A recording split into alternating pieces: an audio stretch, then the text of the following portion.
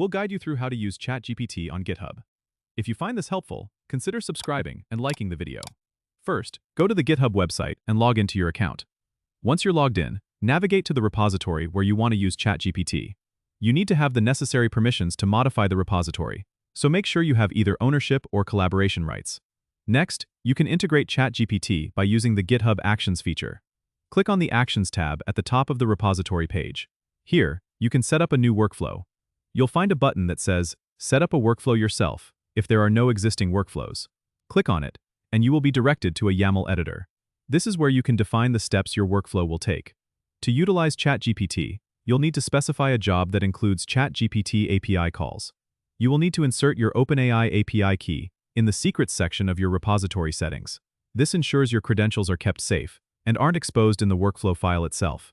Create a new secret by navigating to Settings, then Secrets, and click New Repository Secret. Name it something like OpenAI API key, and paste your API key.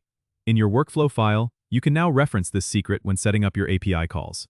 Add a job under the Jobs section that includes steps to install the necessary dependencies, authenticate using your API key, and execute the API request to ChatGPT. Make sure to use the official OpenAI Python client or a similar library to handle the API interactions. Once you've set up your workflow file, save it and commit it to your repository.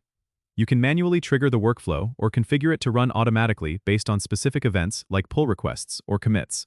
This setup allows you to leverage the power of ChatGPT directly within your development process on GitHub. Don't forget to subscribe and comment if this helped you out.